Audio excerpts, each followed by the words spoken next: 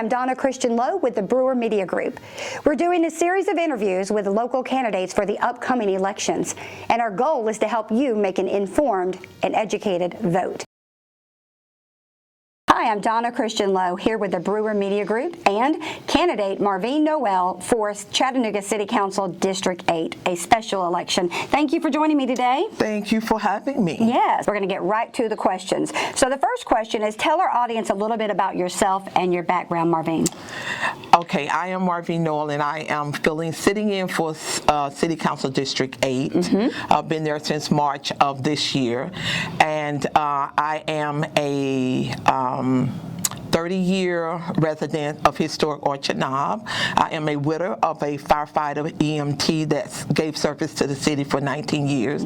I am a mother of 3 amazing young adults and 1 fabulous 3-year-old grandson. His name is Kyler. Love him to pieces. I have lived in the historic Orchard Knob for more than 30 years, have been a member of the historic Orchard Knob Neighborhood Association, past president of the Neighborhood Association, and I am a graduate of Tennessee State University as well as Chattanooga State, and I am a healthcare provider, pharmacy tech in one of District 8 pharmacies.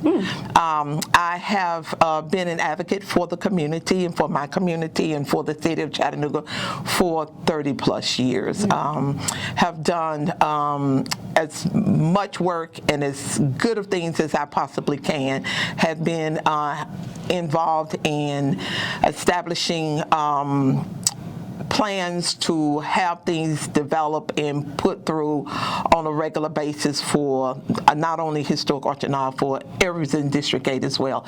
I am a member of the League of Women Voters of Greater Chattanooga, was Director of Diversity. I am on the board of the Park Ridge Medical Trustee Board at Park Ridge Health Services. I am lead health for disparities for the oversight community, Chattanooga oversight community.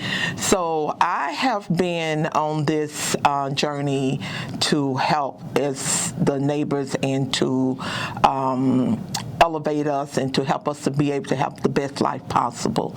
So okay. Good. So want to go into the next question. Everyone wants to know, what made you decide to go into politics? I decided to go into politics because I have the love for my community, want to make sure that everyone that lives in the city of Chattanooga has the best life possible. Your zip code should not determine your best life. I had been involved with neighborhood associations and meetings and things, and you could hear that people would have the hopelessness. They would speak of it, you could see it in their actions, and I thought to myself, this is unacceptable. Hopeless is not on our radar. We just need to get together to do what we need to do to make life better for us. We need to address the issues that need to be addressed, and we don't know what those issues are until we sit down and have a candid conversation and decide which direction we want to go, what needs to be done, what plans need to be made, who we need to invite to the table, and raise whatever funds we need to raise and implement those plans so we can make life better. And I had been doing this for almost 30 years, and my children said to me, why don't you do it for everyone, for the city? And I thought about it. I said, let me pray about it. Let me have a word with Jesus about it and see which direction I go with that. And I did. The seat became available when Councilman Byrd left, and I thought, okay, let me just apply for this interim. And I did, and by the grace of God, I was chosen to fill in. Well, thank you for that answer. The final question, biggest question, what platforms are you running on? I am running on the platform of Safer Streets, economic development and affordable housing. And the safer streets is that we are needing more lighting. We're needing walkable walkways. We're needing clean neighborhoods. We're needing neighborhoods where when the debris is placed out on the street for it to be picked up, it should not sit there for a month before it is picked up. We need to make sure our vacant lots are taken care of and kept up. We need to make sure that the areas that we need to walk, let me be intentional and tell you sidewalks. Okay. Sidewalks is one of the major things that are just broken up, cracked up. And we're an aging neighborhood, we're an aging district, a lot of us are. So, as you age, your gate is off. So therefore, we have to be careful and not fall and trip and that type of thing. My next thing would be for economic growth and development, and that is being able to make sure people are educated, that they have a 4-year college degree is not for everyone.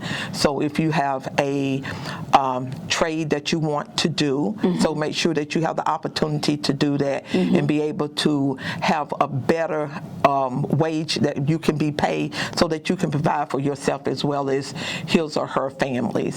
Also, to make sure that we support small businesses, minority businesses, and to see that the district as a whole will be pulled together as a whole.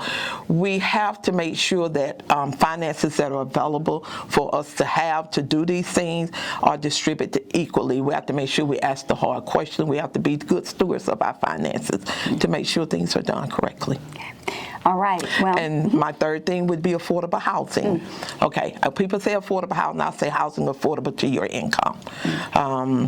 That's a difference, and make sure the wage is good. That once again plays into that. A livable wage. Everyone needs that. So we're about trying to provide as much as we can, or as many houses as we can possible for people to have a place to stay. You should be able to stay and live in the neighborhood that you work in. No one can tell you what your neighborhood needs unless the people that live there. So if you live there and work there, then you should be able to tell what you need, and we should be able to accommodate you with that. Wonderful. All right. Well, this has been good. I appreciate all of your answers. And at this time, I'm going to say that is a wrap. Thank you for joining me, Donna Christian Lowe at Brewer Media Group. You can catch this interview at myvotetn.com.